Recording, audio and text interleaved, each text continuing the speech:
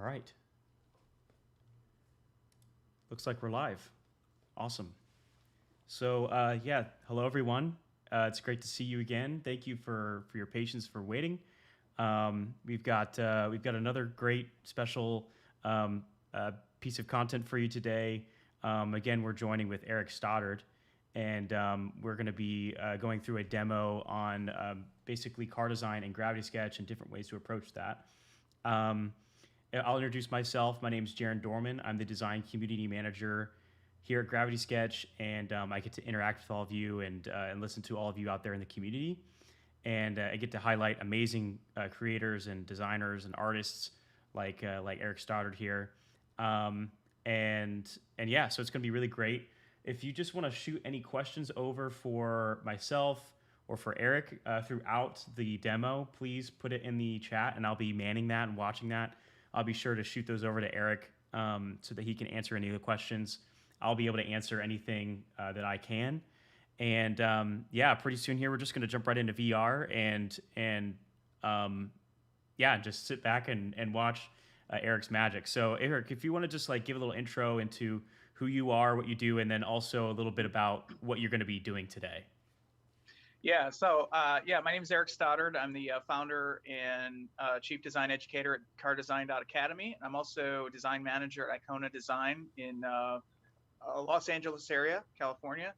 And I'm a big fan of Gravity Sketch. I've been using it in my regular workflow for about a year and a half now. And what I wanted to show you today are a few ways that you can use Gravity Sketch, just as a very quick 3D sketch tool, using 3D to discover new shapes and forms and to turbocharge your 2D work. So I'm going to show you some really quick techniques. First of all, we're going to start with a side view sketch that was done by our competition winner, Jason Wong. I'm going to do a quick sort of overlay of that and taking a 2D side view sketch into 3D. And then I'm going to show you some tips and tricks on just free sketching in 3D and discovering new shapes and forms.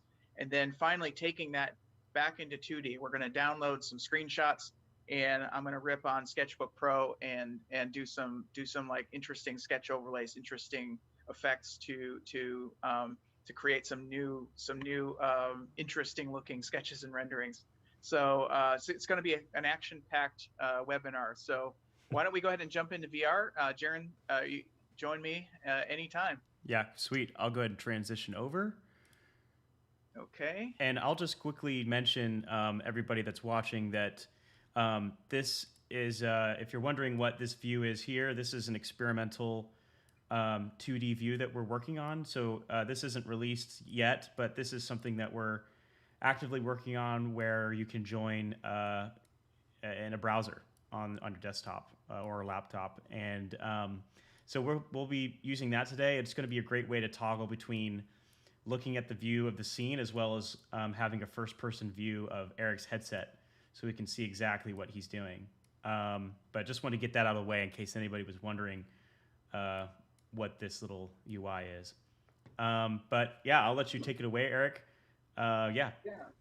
So just to give credit where credit's due, this beautiful side view sketch was done by Jason Wong, who lives in Hong Kong. He was the winner of our Gravity Sketch car design competition, which was judged by Frank Stevenson, Scott Robertson, and myself. We've been meeting weekly with Jason to develop his design into a 3D model. But what was really cool about this sketch is just how, it's such a great forward gesture. It's really reminiscent of the classic wedge car designs of the 70s and 80s, but with a modern twist. But there's still so much left in the imagination. And I've actually gone over this sketch several times now and done some interesting 3D studies where I came up with completely different solutions. And so what I wanted to do is first of all show you how to bring a sketch into Gravity Sketch.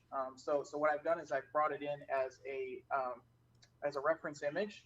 I've set it onto the mirror plane and I've scaled it up to a set of tires, which I generated using the rig chassis. So the rig chassis is a dimensional reference that car designers can use.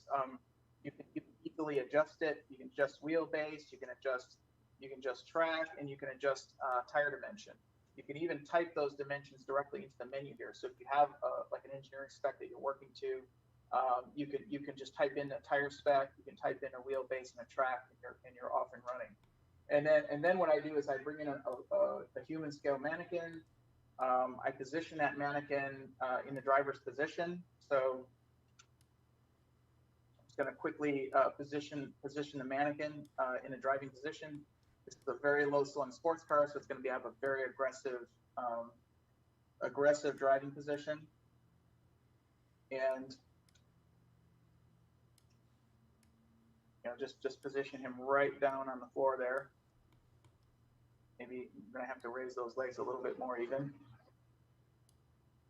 And so now I have a human scale dimensional reference. And so, one of the fantastic things about working in VR is I can instantly snap to human scale just by clicking on home orientation. I can click to human scale. I can grab my teleport tool and I can teleport around, and I'm actually looking at this car as if it were in full scale. So I'm looking at the sketch and the tires and the mannequin as a full scale vehicle. So now I can just go ahead and start sketching in 3D, and always be able to go back to a human scale reference. So I've got my ink brush, and so the first thing I'm going to do is create a new layer, and I'm going to call this ink 1.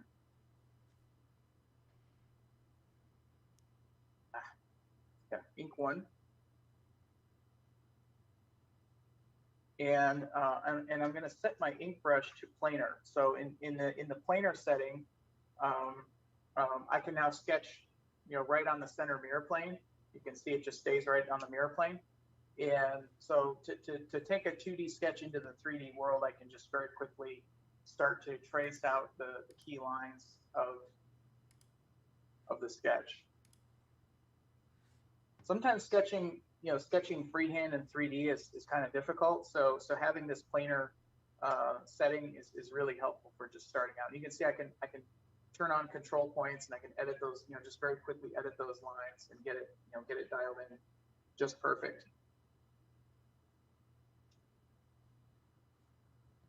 And I'm just going to trace out those key lines.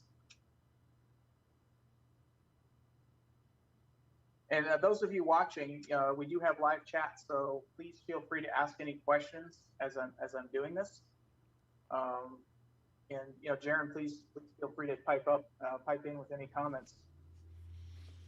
Yeah, it's just this workflow is really solid. I've seen you do this before, and it seems to be just like a really, I think, concrete way to, because I think sometimes when you jump in VR, it's a little bit hard to anchor yourself in the space. And to me, at least, this seems to be a really great way to anchor your sketch into the space by starting with that 2D workflow, going into I think the 3D workflow, basically, of just like bringing those lines out dimensionally.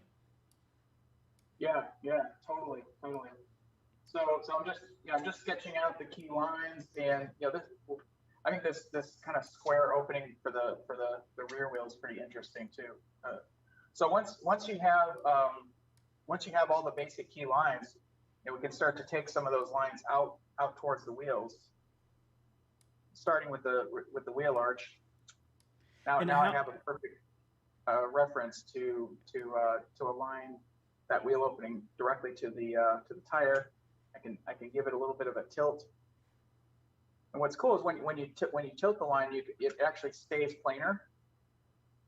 So it's pretty easy to adjust. It gives you that nice character. Just trying to getting the side view and the plan view to match. It's always been one of the more difficult aspects of building a great car model. So that you don't get a lot of like snaking in the line. So for example, I can tilt the line a bit to get the perfect plan shape relative to the side view. And just tilt the line.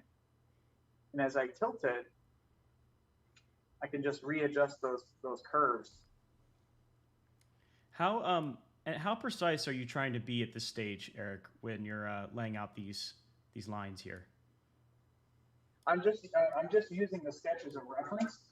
Once you're in 3D, you start to see things happening that are that you wouldn't normally see in 2D, so you have to reinterpret quite a bit.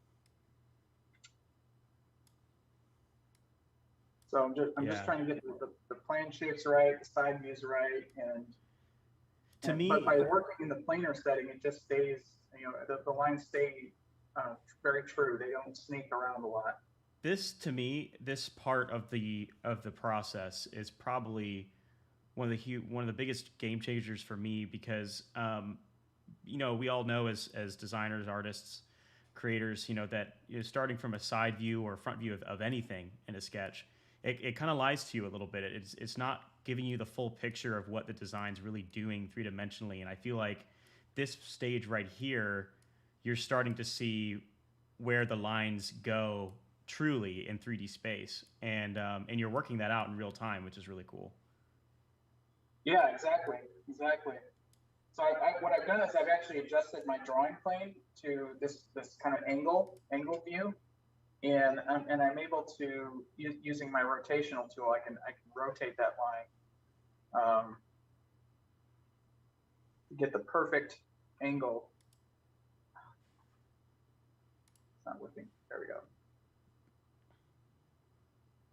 So rather than trying to freehand sketch the line, I can just get everything nice and tailored. So what I'm gonna probably do is just have this line be like a parting line for the rear the rear engine cover. That's really cool. I think that planar mode for Ink Tool and sketching isn't used quite enough. Doesn't get enough advertisement. It's really key to a nice high quality sketch.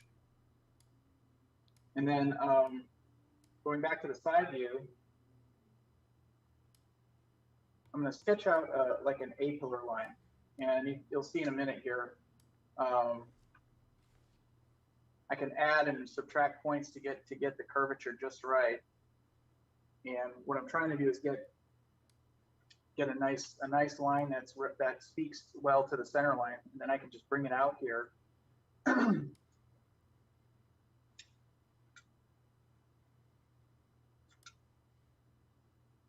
I can take it off of planar just by turning off the planar setting, and then I can manually adjust the points to get everything kind of hanging in the right direction. Are you at all? So when does surfacing come into play here as far as the sketching portion? Are you thinking about how you want the surfaces to bend, or are you even worried about that at this point? When does that come into play in your thinking? I'm not terribly worried about it. I just kind of know from experience. Like I had this idea of, from sort of my interpretation of the sketch of what it's going to be doing. So if I go off of planar here for a second, and I'm going to just go in with a different color so you can kind of see what I'm talking about. But I'm kind of envisioning the body section having this really strong undercut, and then a single section running over here. And then as we transition into the front fender, there's going to be this little light catching surface. So there's going to be a bit of a divergence, Nice. right? Yeah. Yeah. And then same thing back here. There's going to be a bit of a divergence. So we'll have like a step here. So I'm kind of seeing it in my head, but then I'm proving it out in the section lines. That's cool. Yeah, exactly. So yeah. It probably helps with when you get to the surfacing later as a guide, I guess. Yeah.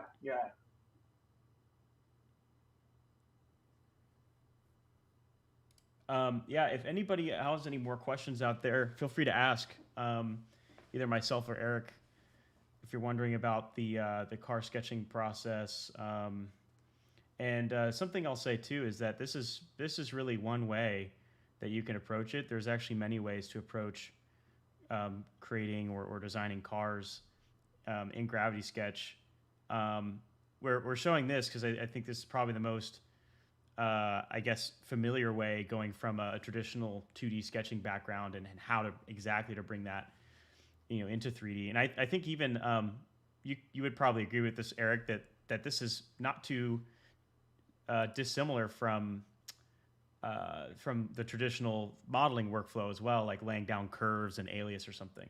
Yeah. In fact, I was going to say that these ink lines that I'm drawing are actually exportable as an IGES format. They will export to alias as CV curves, which you can edit in alias. Yeah. Yeah, So, that's super powerful. Yeah, so you could give these curves right to a digital sculptor and give them everything they need to begin a model.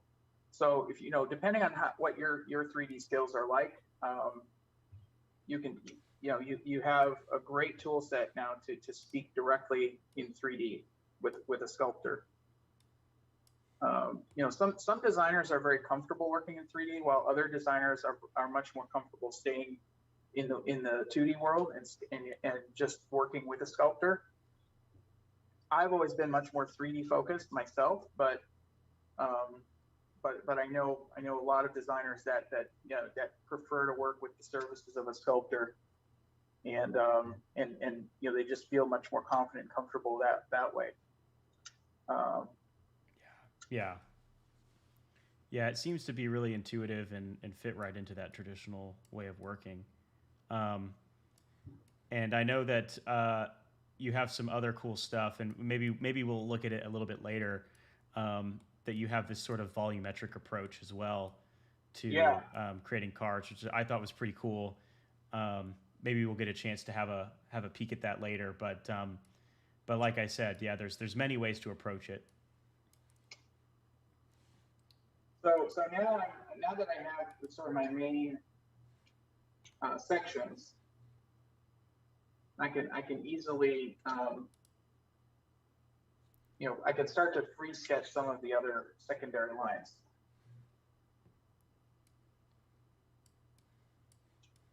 And explain what secondary lines are like. Could you just describe that? Some of the other lines that aren't quite so central to the theme. If they're not perfectly sketched out, that's okay. A little bit of free sketch quality, I think, is good. And so I'm just kind of laying out the back end of the car. Maybe we give this thing a bit more plan shape.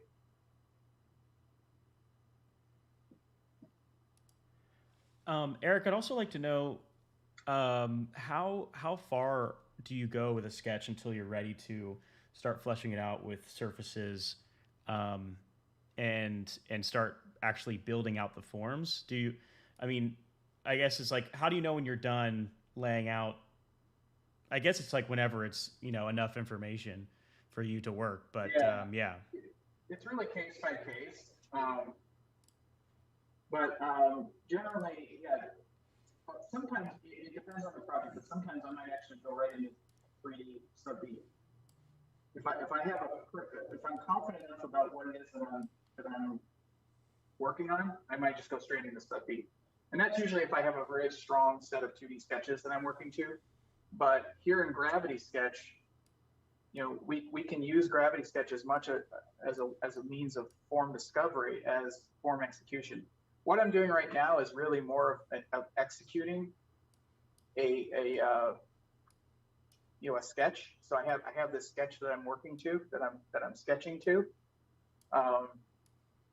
But there's other times where where you want to have complete freedom. So we'll explore in this hour. We'll explore some of the other sort of more free sketch ways of working. But I find that people are, they understand this because this is taking what was originally created in the 2D world and bringing it into the 3D world, right? That's sort of the traditional method, 2D to 3D.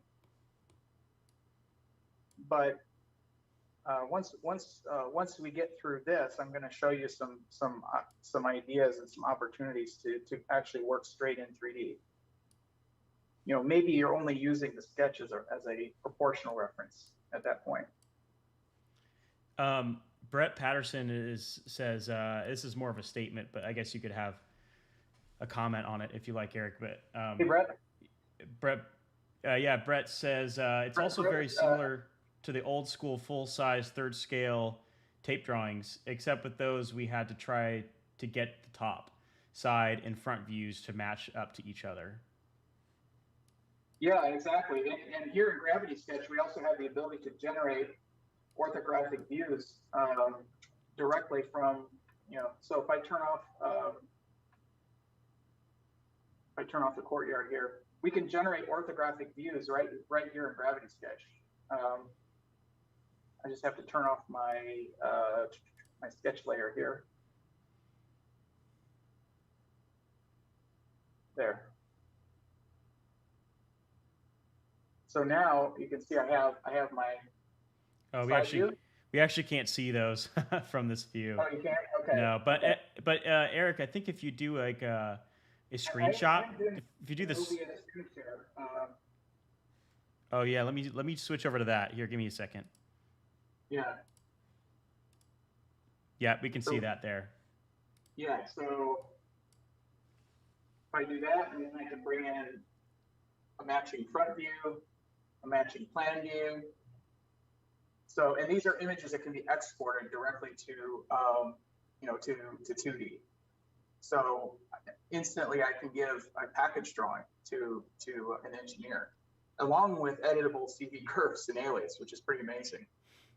So, and that might be the subject of another webinar, is just how do we do sub-D exports and IGES exports, you know, and all the different ways you can export to the real world. So, so anyway, I'm just getting into some of the details.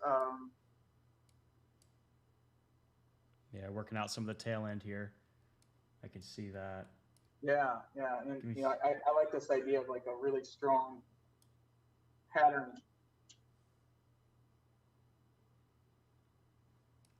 Frank Hughes asking if you can change the color of the tires. Yes. Well, actually, this is the rig chassis, so this is a non-editable object. But I did create a set of tires for this car. And then, you know, once you create your own tires, then you have then you can just, you know, change them to whatever you want. So what I did was here is I just manually built a set of tires over the rig chassis. You can see I've actually adjusted the tire size a little bit, so the rear tire's bigger than the front tire. They're staggered. So actually, I think that works better for stance.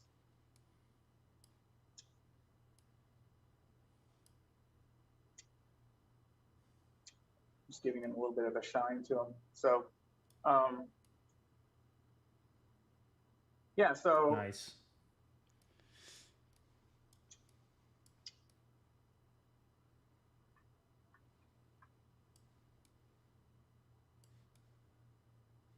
Yeah, this looks cool.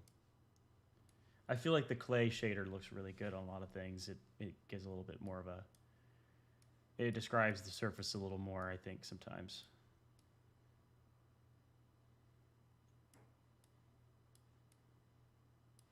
And I just really love how gestural you're getting with it too. It's very, like, it's very calculated. You know, it's very, very much defining the form, but it's got a level of gesture to it that kind of rings true. And I feel like that's just, you know, that's really what you want when you're getting into the form creation, is that you don't want it to feel too rigid, like the sketch you're basing it off of, I feel like. Right.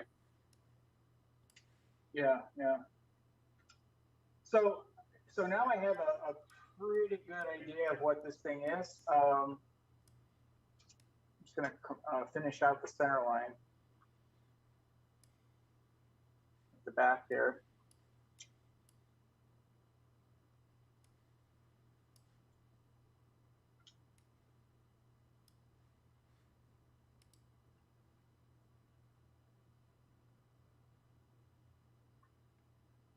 Sometimes I built this courtyard environment because I like an environment that sort of moves around with the vehicle versus having being static to the floor. So I'm gonna turn off my side view sketch now, and I have a fairly complete 3D image of this car. And I might do some things like to put a similar graphic pattern on the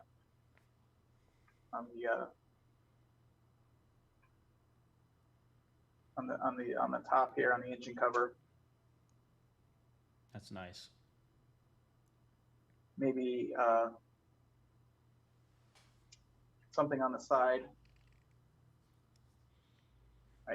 This is sort of riffing off of the late 70s, early 80s supercars. So I love these repeating patterns. So it's looking pretty cool. Now, if I were to kick this out into a 2D sketch, the issue now will be being able to see through the car.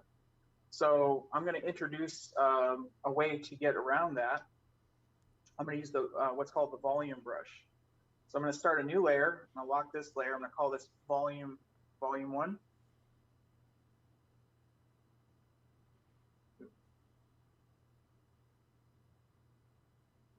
And what we're going to do is just use the volume tool to quickly fill in the interior of the car so that you don't see through it. The volume tool is this one here. I'm gonna pick a clay white to start that off. But the volume tool just allows me to quickly fill in the major volumes of the car.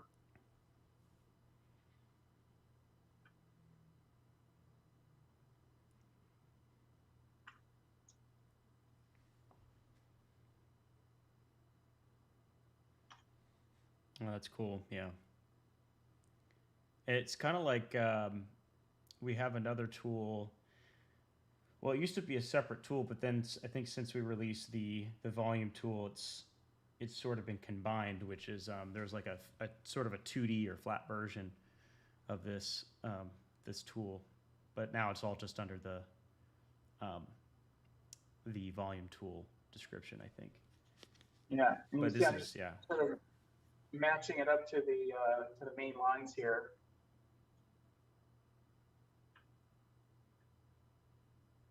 You can see I can just add and subtract points as needed to just fill in the shapes.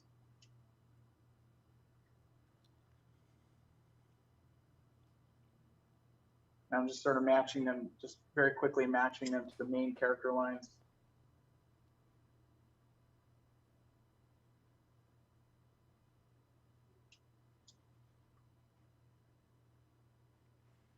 Let's see.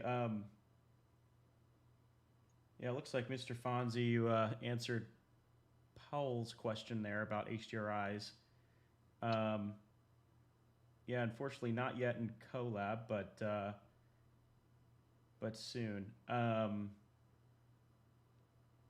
Let's see, Brett, it says you're talking about, I think the chassis tool could be improved to have a user-defined library of wheel and tire along with some other package data for enterprise.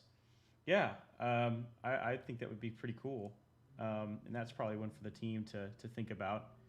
Yeah, I'd love to know more about what you'd like in that regards to just like a more specific library. It seems like, let's see. Yeah. Yeah, no, I think that'd be pretty cool. We're definitely working to improve the chassis and any of these other 3D aids that are in Gravity Sketch to help with these workflows of creating cars and basically designing and sketching around the car. So any way we can improve that, we're definitely interested in. And any more options that we can provide that helps that workflow go even faster. We're definitely interested in that. As you can see, I'm capturing the major volumes of the vehicle very quickly. Yeah. And it's actually giving me a picture of what this thing's going to look like once I start surfacing it. You know, perhaps could even be something you could snap surfaces to. Yeah. And, you know, so I'm just filling in these areas. Yeah, it's super cool. And you've done that pretty quickly too. Yeah, it's super quick. The volume tool is super quick. And just continually add and edit points, get just the right shapes. And I'm actually seeing in real time how some of these surfaces are intersecting with each other. So for example, how this front fender intersects with the main body surface. I'm starting to get a view of what that actually looks like.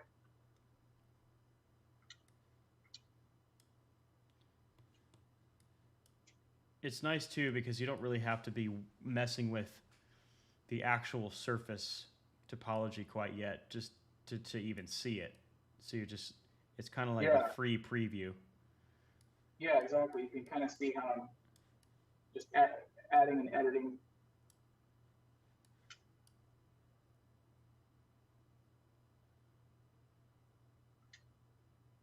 Mr. Fonzie, you're asking, is there an easy way to clean up UV maps and topology when exporting Gravity Sketch models into other apps? Yeah, I would just ask you what sort of topology issues you might be having from Gravity Sketch in order to clean it up. If there's specific kinds of geometry that you're having trouble with. As far as UV maps, you can do that in any program like 3ds Max or Maya, Blender. There's so many of those programs out there that handle UVs. You can certainly use those programs to generate UV maps for models that you export out of Gravity Sketch for sure. Blender is one we talk about a lot since it's free and pretty accessible to anyone. And there's also lots of great videos online on how to do that exactly. Nice. I see you're filling in some of the dark areas too. Is this kind of like your way of showing, I guess, like I'm trying to figure out how to describe it, but like the areas of the car that are not body panels per se, but they're like, I guess, secondary surface details? Yeah, exactly. Okay. I wasn't sure how to describe that, but secondary surface details, I think. But yeah, I mean, I can visualize the car already, like even though these aren't the final surfaces. I mean, this is like, the design is very clear to me at this point, which is pretty cool. I mean, fill in the main wheel arches. You know, just have them graphically filling in. So part of my objective is not only to find the surface, but also to create a sketch, like something that I can actually kick over into 2D. Yeah. Yeah. So.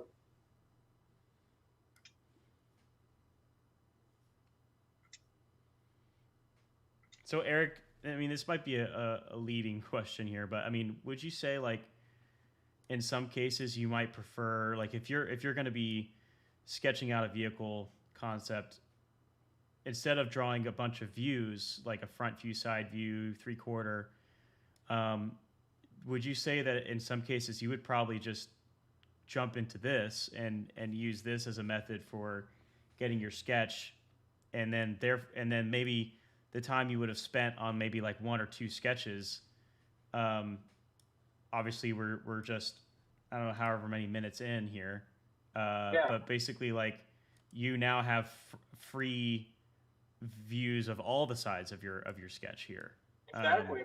that's one of the toughest things to do in car design, especially for some less experienced students. But to be able to to take a great sketch and put it into express it into multiple views. And have it be the same car. That's to do that manually in using traditional sketch techniques is difficult. Yeah. Yeah. Yeah, it's and the other thing too, and I kind of mentioned it earlier, but when you're doing this 3D sketching, it doesn't lie to you. It is what it is, and so you're really having to work out how the curves are going over these humps here, these hips, and basically like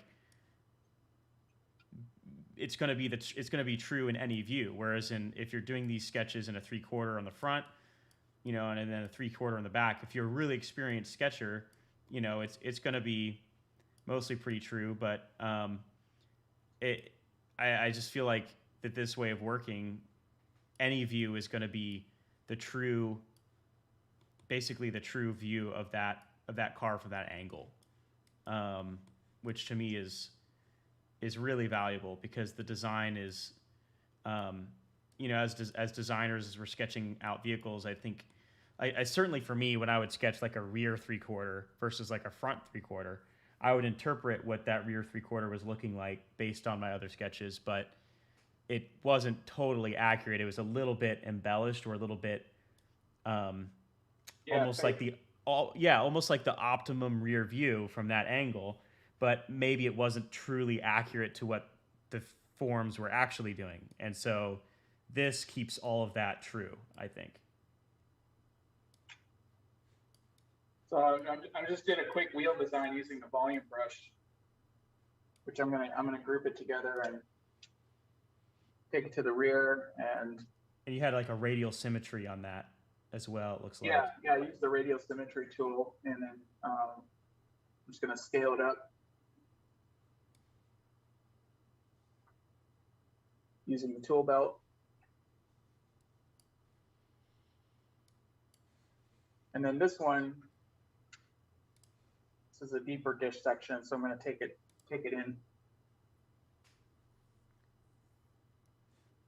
in all the way. So now I have this I even have a wheel design. So one of the other great pains of car design is having wheels and tires, right? Is having the correct wheels and tires on everything. So I'm just updating the wheel opening.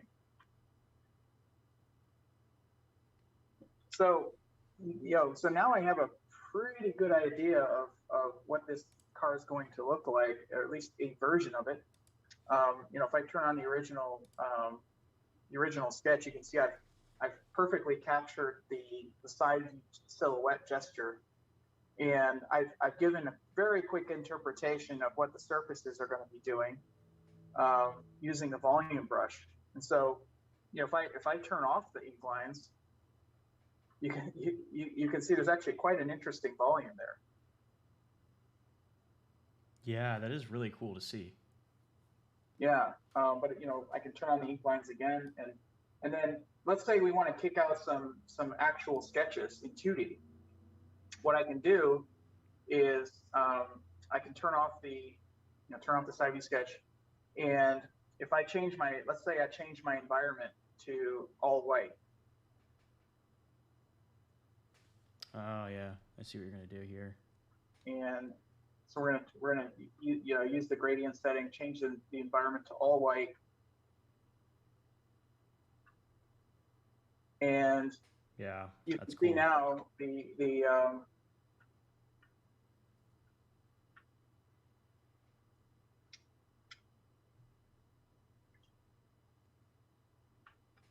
you can see now I have basically a line drawing on a white background. Yeah, that's super cool. I can take out a screenshot in any perspective now. So I can just grab my camera, go into the save setting, grab my camera, and now I can take a snapshot of the car in any perspective, and I have a perfect line drawing from which to generate some sketches. That's awesome. Yeah, it's like we were just saying, it's free views of your car as a sketch in 3D. And then I'm sure you're going to talk more about it, but from this point on, I mean, you can do whatever you want. You could export these curves in Alias, or you could actually start doing some renders or sketches in 2D over top of these screenshots that you're doing. Exactly. And we can even go back and play with the environment settings, and go back to a kind of a sunset lighting concept, right? Yeah, and then I have a flashlight here. I can change the angle of light to get to illuminate the body in different ways. So I can get warms and cools.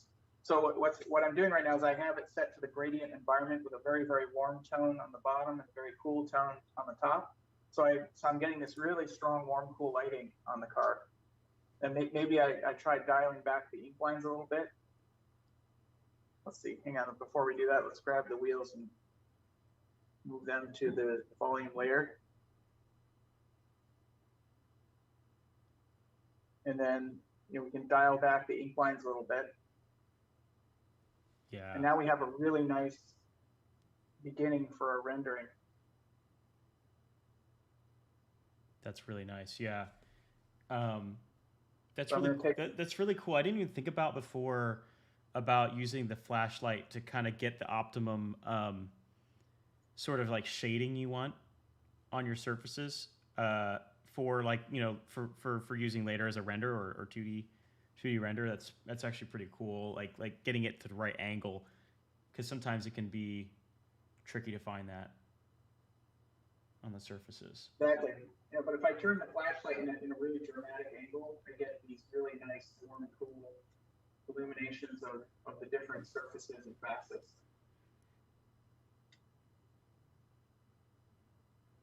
That's cool. I like how it's yeah.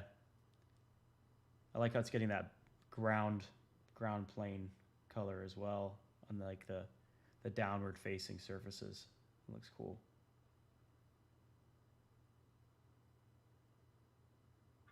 Calvin Kim says, GS also helped me to find the right proportion in 1:1 scale and reflection and design changes before I transfer the file to Alias. Start modeling. That's awesome. That's great to hear.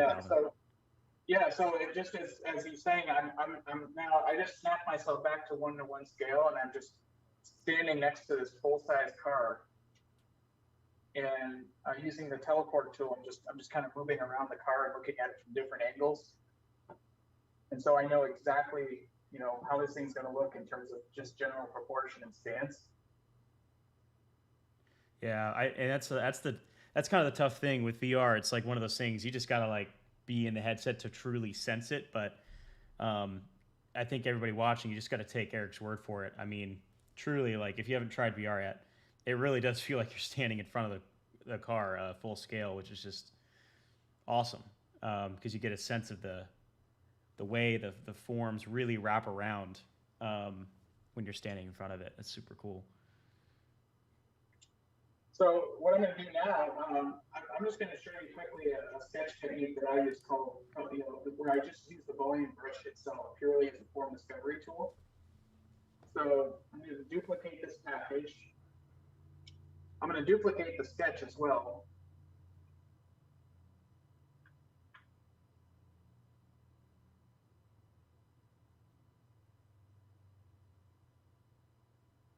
And let's see, I'm going to start a new layer called volume demo.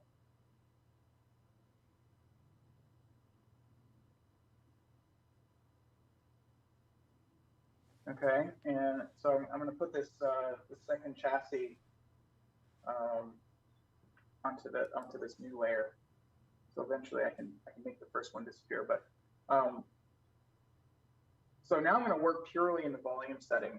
I'm actually going to grab these wheels too, because I really like these wheels.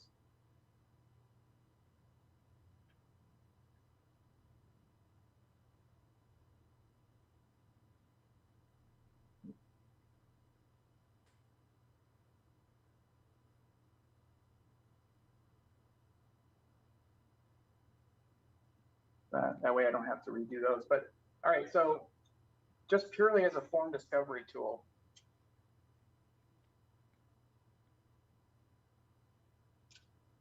I'm just going to start sketching something. I got to go back to volume brush. I got to sketch something just generally, you know, working. Now I'm working in a much looser way towards capturing the sketch. So I'm only using the sketch now as a pure. I'm using it only as a pure silhouette reference, and doing everything. Now I'm just doing everything freehand, without any real idea of what the final car is going to look like.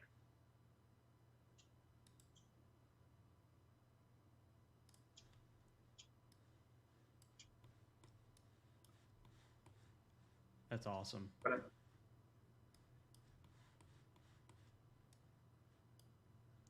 Yeah, it's definitely a little bit more of like a, like you said, like a free way of working.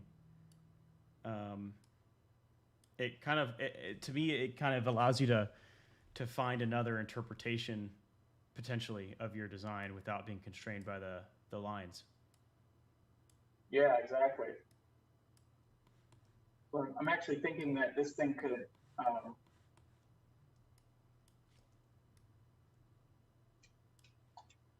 you know, it's interesting the way the surface changes and adapts as you add and subtract control points.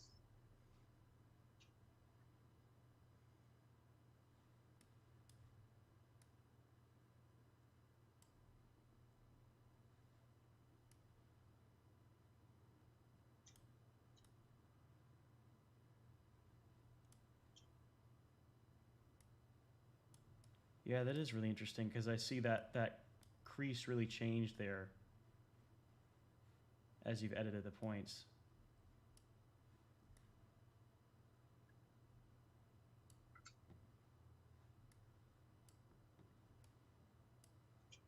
Yeah, it's like you just get these really interesting facets and transitions, and I just use these to, you know, as like I said, discovery.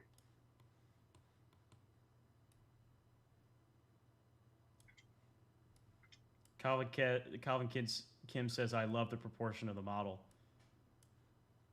Well, it starts with a great sketch, and Jason Wong definitely deserves credit for such a hot sketch. This sketch really captured everyone's imagination. Yeah, maybe I'll talk a little bit on that specifically. If anybody watching isn't aware, this is actually a sketch from Jason Wong, who was the winner of our recent car design challenge. And basically, the challenge was to send in a simple sketch of a car, no crazy renders, just a sketch, and it would be judged by our stakeholders. And in this case, it was Eric Stoddard, Frank Stevenson, and Scott Robertson. And basically, they all got together and looked at all the submissions and picked their favorite to then flesh out a model in Gravity Sketch. So Eric's been working very closely with Jason to flesh out the model in Gravity Sketch, and Jason's actually a first-time Gravity Sketch user, and so and he's been coming along pretty great with learning it. If you want to get updates on that, we actually have done a few live interviews with Eric. We've done a live interview with Eric and a live interview with Jason. We're going to be doing more of those and hopefully talking to Scott Robertson and Frank as well. And we'll be updating on the progress of the design. But the goal is to have basically a really nice refined 3D model based off of this original sketch that Jason did. And then even further down the road, the goal, the timeline is a little bit, we're not sure yet, but we'd love to get a clay mill out of this as well. So we'll be keeping everyone updated on that as well. But yeah, it's pretty exciting, and it was really fun to do, and we'll be doing a lot more of these challenges in the future as well, in case you missed it. But that's just a little bit of context for anyone watching as to like what Eric's talking about when he talks about Jason's sketch and all that, and what kind of where this car came from. Let's see. Calvin Kim says, before I used Gravity Sketch, I did not know what to do with interior design of my finalized exterior design models, but GS helped me keep going, and I'm coming up with a bunch of ideas for the interior. That's awesome. That's great to hear. Yeah, professionally, most of my career was exterior focused, and it wasn't until Gravity Sketch that I really started to get into interiors, because one of the things that Gravity Sketch enables is a holistic view of the entire vehicle, exterior and interior, and that's something that no other design medium enables. Yeah, if anybody is interested, please go check out CarDesign.Academy, the website, as well as Instagram account. There's tons of amazing stuff on there. And you'll actually see some interior work that's been done with Gravity Sketch. But it's actually a great place if you want to learn these skills and you want personal training on doing this type of thing. It's a great resource as well. FCD94, it's awesome how you can create many 3D interpretations using just a pen sketch. Yeah, I 100% agree. And the cool thing too is, I mean, you saw how Eric just, duplicated that wheelbase there to then work on this sort of like volumetric way of working. But you could do the same thing with the 3D sketch too. And you could just duplicate the same sketch you did and adjust the lines, maybe tweak them, make them a little different, and bam, you've got basically another iteration of your design. So I would say the efficiency as well is exponential with Gravity Sketch. Because after you've done one sketch, one volumetric form, that's something you can duplicate and adjust, make minor tweaks, and it just saves so much time. So Mob Deep here asking, is Gravity Sketch like Alias? I could try and answer this, but Eric, maybe do you want to bring a little bit of insight into this? Yeah, so I've been an Alias user for all my career, going back 25 years, and Alias at its core is a NURBS modeling program. Oops, hang on, I just threw my controller. Alias is a NURBS modeling program, whereas Gravity Sketch is a sub-D modeling program. Now, Alias has in recent versions integrated a sub-D workflow. So I would say Gravity Sketch is more similar to any sub-D program like Maya, Blender, what else? Fusion 360. There's a whole host of different programs that use sub-D. The most common being probably Maya and Blender. Those are the ones that I think most of you would be familiar with.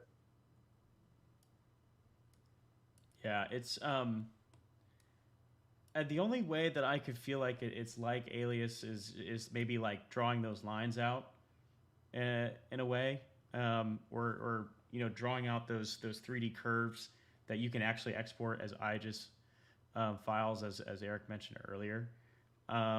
But it's way more immersive and I'd say intuitive, because you're in this virtual space and you're seeing spatially where the lines are going, unlike the sort of the traditional 2D way of doing it, unlike a computer screen. But I guess that's probably what comes to my mind if it's similar in any way. But yeah, and if you're a hardcore Alias user, I mean, you can that's a way that you can integrate this into that workflow.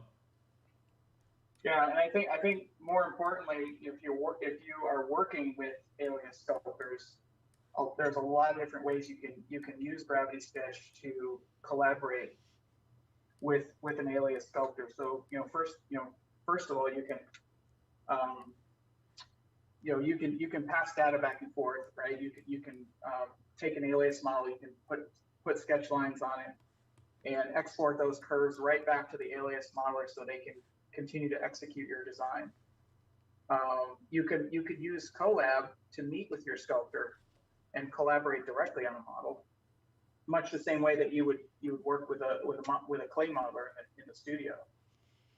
Yeah, let me touch on that a little bit. Actually, Eric, it's good you bring that up. I'll just mention that Colab is now available to everyone out in the community. I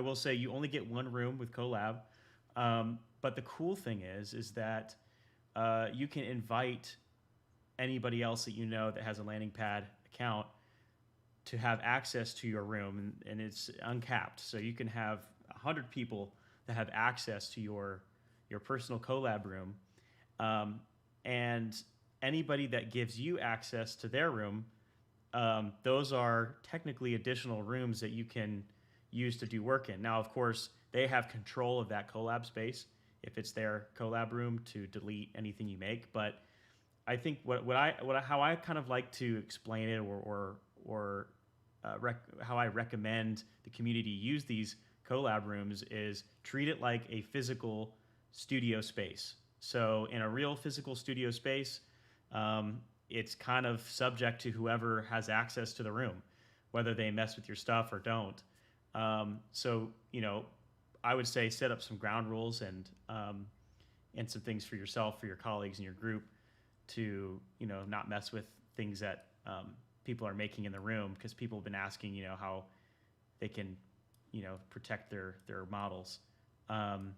It's just like I would say just treat it like a physical studio space, but it's just virtual. So but yeah, it's available for everyone. Everybody gets one Colab room, and you can activate it in VR, and you can also manage it in landing pad as well. That's where you'll manage like who has access to it, things like that. So yeah, go and try it out today, and invite anybody that that uses Gravity Sketch. If they don't, invite them anyway. Show them how cool it is. But yeah, so that's what we're actually using right now. As I mentioned in the beginning of the call, I am using an experimental version of Colab right now, where I'm just joining this Colab room that Eric has on a web browser. So I'm not really actually on, I don't have VR goggles or anything at the moment. I'm just orbiting around this in a web browser. It's experimental right now. It's not released. Just want to be clear on that. Still very much in testing, but I thought it'd be cool to showcase that a little bit. But that's how we're in the same space right now as we're using Colab. And so, and I'm also toggling here. Since I'm on the subject, I can just click on this toggle here. Now we're looking at Eric's first-person headset view, and we're seeing exactly what he's looking at, which is kind of cool. So if you don't want to navigate through the space, it's great timing, because I'm going to kick out some more screenshots. Cool. Yeah. And you can see I'm going to get some really interesting sketches out of this. Yeah, this is going to be awesome. This is my one of the parts I was really looking forward to. Yeah, I mean, I would have never sketched something like this on my own.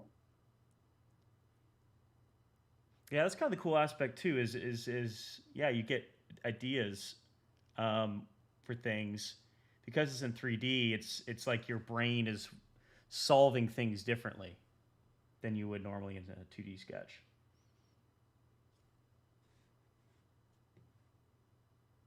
Let's see. David Neal says, any chance we can get a parametric array on a surface or plane tool for things like grills, facades, patterns?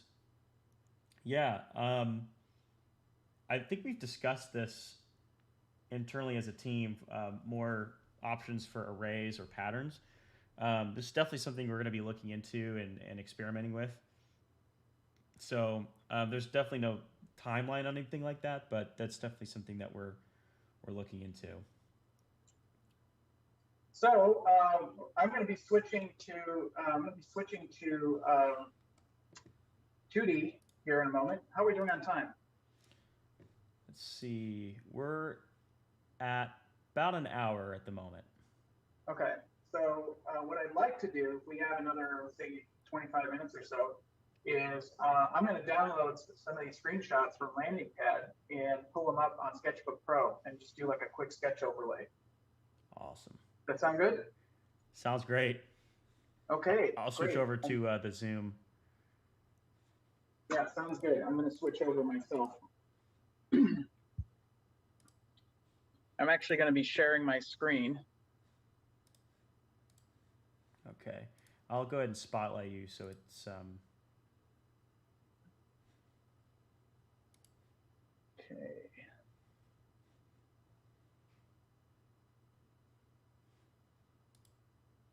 Oh, there we go. Actually, that kind of did it right there. Okay, cool. All right, so you should see my my Sketchbook Pro window.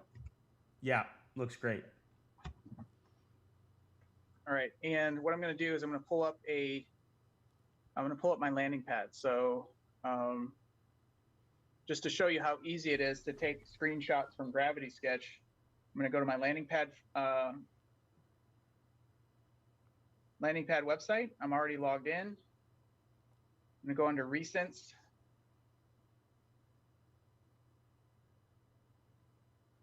And actually, let's see here. Might be under. Oh yeah, it's probably under CarDesign.Academy. Oh yeah, yeah. CarDesign.Academy. Yep, there they are. Okay. So now you'll see all of these. These are all the images I just took here. So I'm just going to go and select all of these images, and they're going to download as a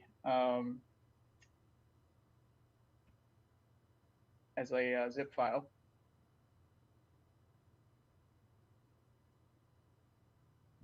Okay, I'm gonna extract everything to my my hard drive.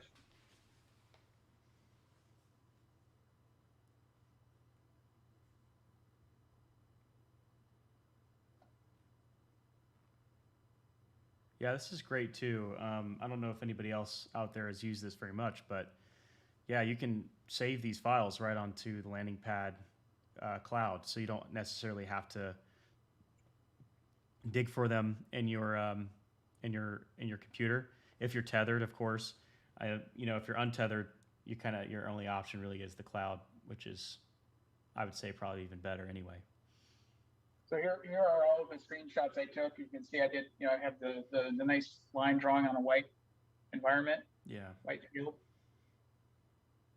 I've got some really nice perspectives. And then I have these more rendered environments. And I personally prefer these because now I have everything I need in terms of a color map to establish, light and shadow and light direction, warm and cool. It's all there. But it's a pretty nice, quick interpretation of Jason's sketch.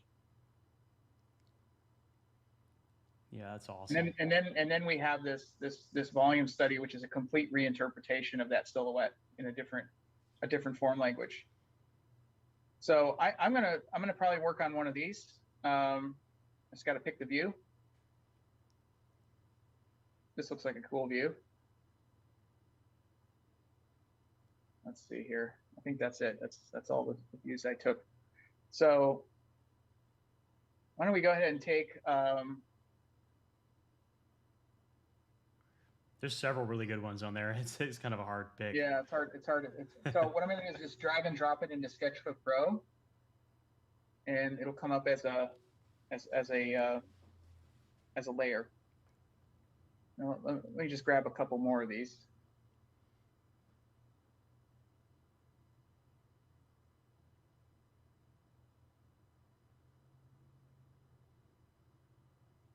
There's that one. And I'm kind of into this rear 3/4, and then I do like this front 3/4 as well. Yeah, that's nice. Anyone that's just now joining, we've entered the 2D sketching portion or sketch rendering portion of the demo here. So basically, these are models that Eric just now created in Gravity Sketch using the volume tool and some 3D sketching. And now we're in Sketchbook Pro, and Eric's going to be doing some sketch rendering over top of the screenshots that we took. So it's pretty sweet. And yeah, so what I'm going to do is I'm going to go into my layer menu. And okay, so they all came in on one layer. So I think I'm going to go back and do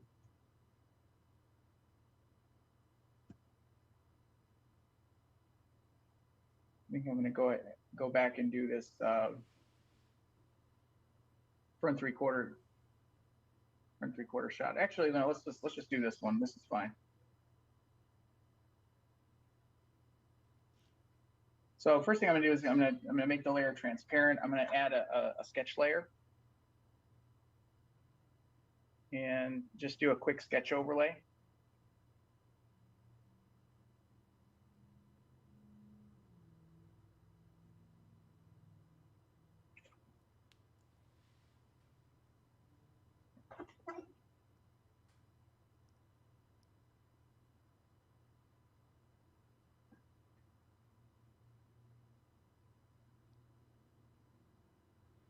And so what you're doing here, is this like giving some gesture to this 3D screenshot? Like, what's the thinking behind this this step here?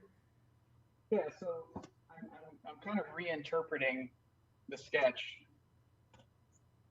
Since I designed this entirely in volumes without any lines, now I'm figuring out what the lines are doing. Yeah. Yeah, so it's purely interpretive at this point.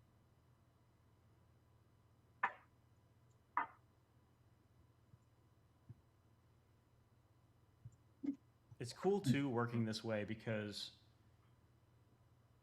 I know we've been talking about sketching and 3D and VR and everything, but it's fun, and actually it's almost equally as fun and freeing to then go back into 2D like what we're doing here and play around with breakups, where surfaces end, and just play around in 2D. And then you can take this and translate it back into 3D again, because now that you're working with an actual 3D model, you can actually go back in VR and replicate what you've sketched here, which is something I've done. I've gone back and forth between VR 2D on a same design, and makes for a much more enjoyable process, I feel like, rather than trudging through bunches of 2D sketches and then trying to interpret those in 3D. But I think it comes down to, I guess, maybe personal preference or workflow. But yeah. Since this was initially a volume study, all cars are really a collection of volumes, and it's how those volumes intersect with each other, whether it's a sharp intersection or it's a blended intersection.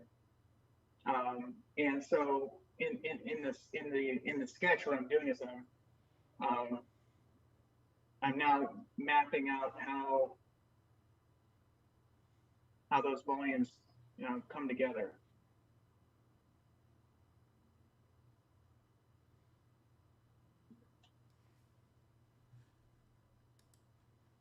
yeah, and I'll just say again, if anybody has any questions, feel free to ask. I'll be happy to fly those over to Eric. But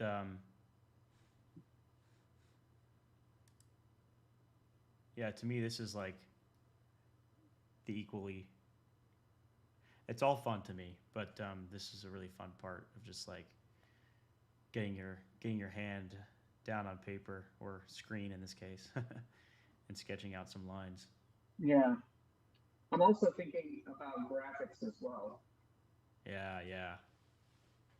So, So Eric, will you have a like a model like this, and maybe do several sketches over the same view, like maybe a couple of different breakups, or how do you will you will you do that type of exploration or no? oh, absolutely.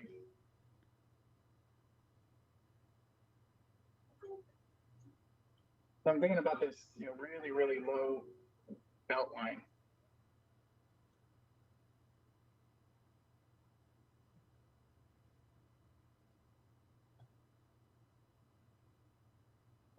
So that's the other thing that I'm thinking about in the sketch is just graphically, what is this thing doing? Right. I can even already see like the dashboard and the interior. I can see it through the glass, which is cool. It's like already coming through. Like you can imagine it basically.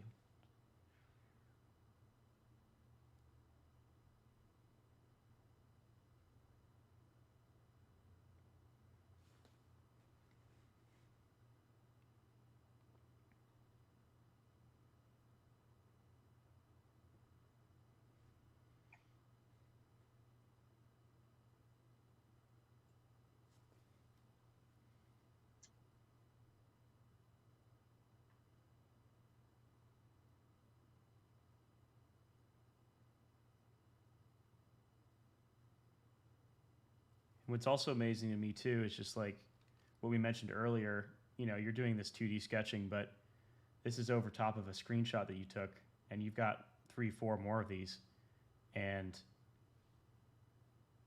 it.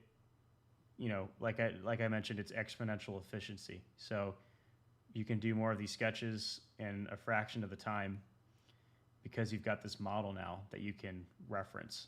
So I'm just kind of reiterating what we were talking about earlier. But Right. I just think that's just so powerful. And it keeps you grounded. Like it's enough. It's like it's like it keeps you at a balance of freedom and exploring the design, but also keeping you grounded in the design as well, and staying true to the angle at which things are, terminating, in which they're interacting with all the other forms. So you're not like, doing something crazy in the sketch that like doesn't really make sense in 3D. I see Right. you're doing some airbrushing here, which is cool. Yeah, because now I can control the intersection of these surfaces to each other.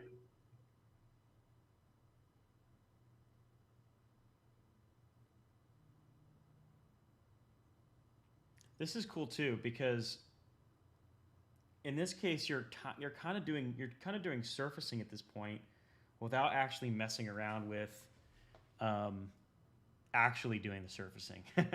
So it's almost like you're previewing what you want the surfaces to be doing, and later you can then go and match that basically in 3D, based off of your quick rendering. Exactly. That's cool.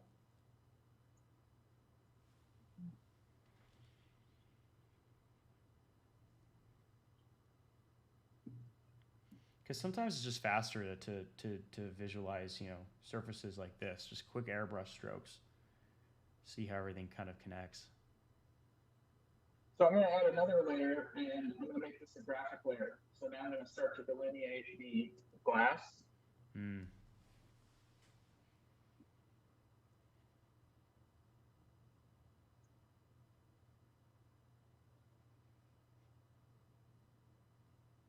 I feel like that's going to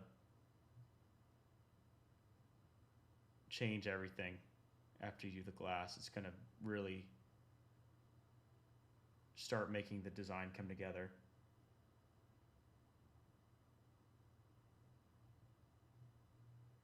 because it's kind of like one of those core reference points, I guess, for how everything else like connects on the vehicle.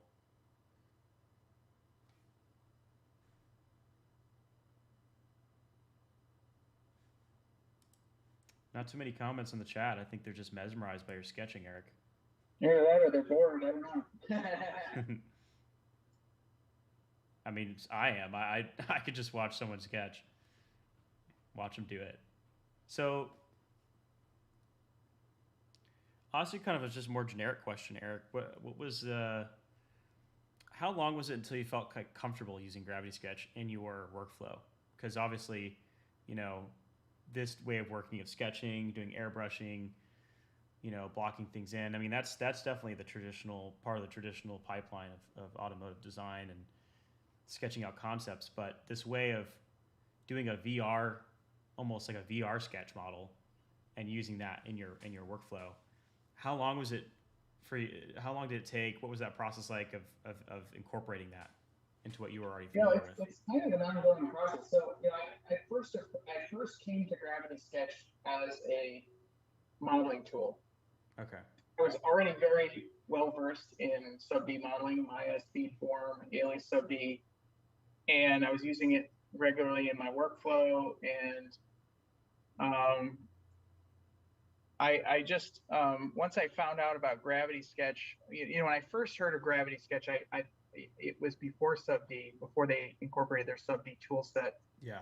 And I just saw it as a 3D sketching program. Well, I was like, well, yeah, I sketch fine in 2D. I don't need to sketch in 3D. Mm-hmm. Then I found out that Gravity Sketch had taken on sub D, and I began to explore using Gravity Sketch as a modeling tool, and just fell in love with it instantly. But then I began to see other people using it as a sketch tool. Mm-hmm. And then I also began to see, some of the tools like Volume Brush. I was beginning to model things like kind of on the fly that I would have never sketched. And so this idea of just purely executing a sketch versus versus just working in 3D and discovering shapes and forms, that was something that was, that it's been kind of a journey over the past year and a half of discovering new ways of working. I mean, even just now, I discovered some new things that I would have never thought to do. Yeah. That's cool. So keep hitting the button on the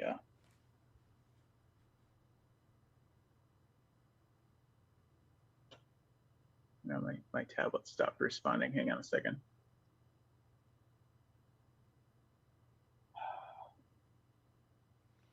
Eric Vega, you looks like you came in late, just waiting for the VR next step. Yeah, that's. I would go ahead and rewind, or you could wait till this is over. But if you go to the beginning, actually, we are. That was actually the VR portion where we watched Eric create this 3D underlay or this 3D sketch in Gravity Sketch. These are screenshots that Eric took from that session, and now we're in Sketchbook Pro sketching over top of them. So we actually kind of went VR and then 2D sketching in this workflow. But you could go VR, 2D sketch, back to VR again. So if you wanted, you could export this sketch, bring it into your model, and continue referencing it, doing whatever you want. It's really up to the individual designer and artist at this point of doing what you want with your screenshots and your design in 3D.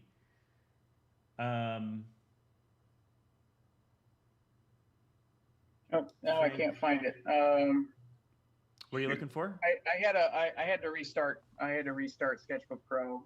Something was happening. Oh, okay. And there it is. Okay. Yeah, one of the menu items wasn't disappearing. Okay, so I'm almost done here. Okay.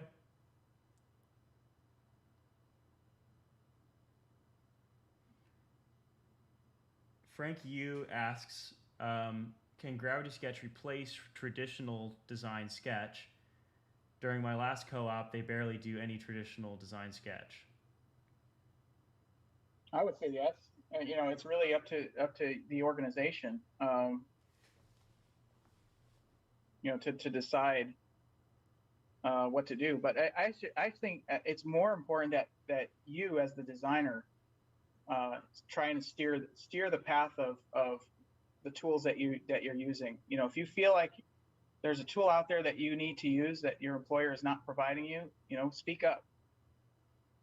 A lot of our success in the automotive industry that's currently happening is because of designers who learned Gravity Sketch in school and, you know, came to their new employer and said, you know, this is what I'm using. This is what I used in school. This is what I think I can do with it.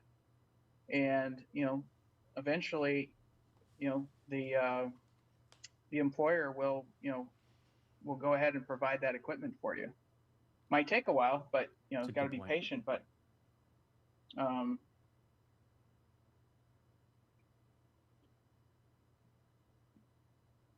It's a good point. yeah, but you know, just that's you know, the Gravity Sketch community has really been the biggest supporter of you know, having, you know, of getting it implemented in the car companies. For sure. Yeah.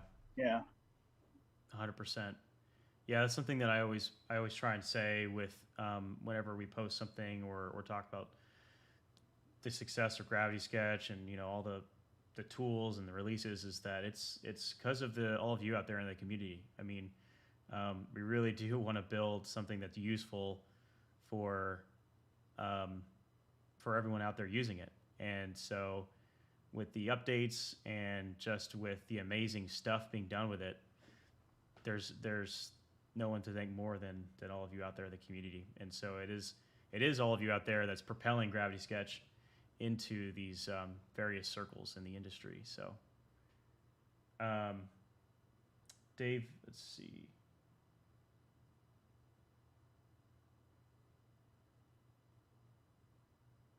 Awesome. So now I'm just adding some, you know, additional details and Oh, nice. Yeah. Keeping it very light and sketchy. David, Neil, that's cool to hear from you're using Gravity Sketch in your workflow at your agency. Looks like you're going to be jumping into a collab room right after this. So yeah, anybody out there, use collab. Looks like you also said earlier being able to map some of your sub D sections into groups would be useful for those first read graphics. Yeah, that's definitely something that we're also looking into as far as like breaking up sub D surfaces. I think that'll be a huge tool for first read graphics and breaking up large surfaces into smaller sections. So we are looking into that and exploring that. So yeah, great comment.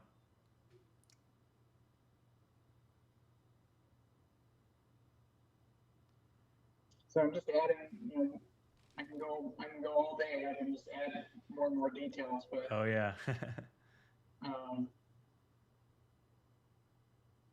Yeah, those white lines are nice too. but it's interesting how I would have never, like, just sketching on paper. I would have never sketched a car like this. Wow.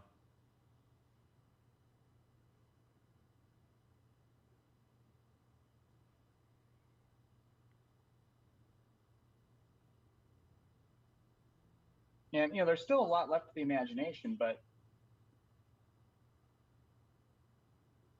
Yeah, and that's the fun part. I mean, because and to me that's the exciting thing because you have now a sketch model to back it up, uh, basically, and so now you can just play around with like, okay, what do the lights look like, or where the lights go? But it's like it's grounded in a 3D model that you can then go back to and work out in 3D. You can try and make that light and see if it actually works or if it actually looks cool in 3D, yeah. which is pretty sweet. But anyway, I'm pretty happy overall with this sketch. I could keep going, but I'll That's just cool. really quick, I'll flip through a few images that I did on Procreate. This is a Sketchbook Pro, but a lot of times I also like to use Procreate. So this was a similar model that I did, and it's a different graphic breakup. It's completely different statement than the other one. And you can see here with Procreate, I get a little bit of that pencil texture to everything. That was the original model. Wow. Yeah. That's cool. Yeah. And then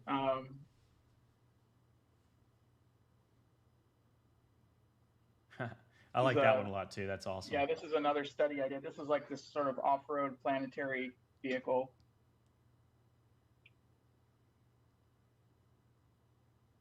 Here's a rear three-quarter shot of it. I mean, just something totally wild that I would have never sketched. Hey, and here I didn't actually start with any sort of package drawing or any side view sketch. I just sketched it. It was just so much fun.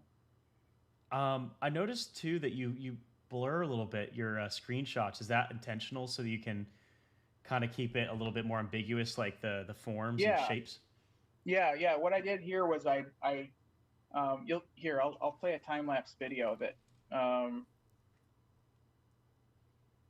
So here, what I did was I put a little motion blur on it, and that's cool. and then I play around with the settings a little bit, but just gives it that little bit more sketchy, ambiguous quality. That's a really smart little step there. I know it's like really detailed, but I think it's a nice touch because it makes it feel more of like a sketch than just right on top of like a screenshot or whatever. Yeah. Maybe a little more painterly or something is what I mean. It's cool. So here's the other one. Just you see what the motion blur does. It just really gives it that sketch-like quality. It takes a little bit of the computeriness out of it. Yeah. Yeah. And it looks more like a proper sketch. And also by blurring out the extremities of the car, it leaves more to the imagination, so that when I go and do my sketch overlay, it just has that much more flavor to it. Yeah, that's cool. Yeah, and here I'm doing some cast shadowing. Those are satisfying. Yeah. So that's awesome. Those are some other examples. Here was the wedge car. You can see how that worked. You see the graphics really do play a difference. Yeah.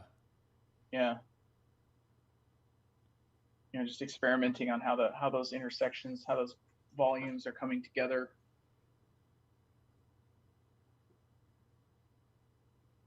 And I'm trying to emphasize, I've said this numerous times, but I'm trying to emphasize fun here because I feel like this is just like keeping fun more throughout the design process. It's getting to a more defined design, but at least to me personally, it keeps it fun too. Yeah, exactly. It's cool. So I think we're at the end of our time here. I'd like to thank Jaren. Thank you, Jaren, for setting this up. We'd like to do this a lot more regularly. Perhaps do some interior stuff. We can explore some different sketch techniques, and you also like to explore this idea of holistic exterior and interior. I think that's another great opportunity. And then we can definitely get into sub-D modeling workflows. We can get into import-export to Alias or Blender. A lot of different things we can do. So we're going to be doing this a lot more regularly. I would say I'm hoping to do this at least monthly. So, please stay tuned, and hopefully, and if you have any special requests, please reach out to us. We're happy to share all of our knowledge with the community. Yeah, thank you so much, Eric. This was really, really awesome demo. It's so informative and fun to watch. So yeah, thank you so much. And thank you everyone that's tuned in to watch it. If you joined late, this is available right after this is over. You can just go ahead and rewind it right now or watch it on our wall. So yeah, thank you everyone that's been able to tune in. And stay tuned for the next announcement for the next one. All right. Thanks, Jaren. Awesome. Thanks, everyone. Thank you, Eric. Cheers.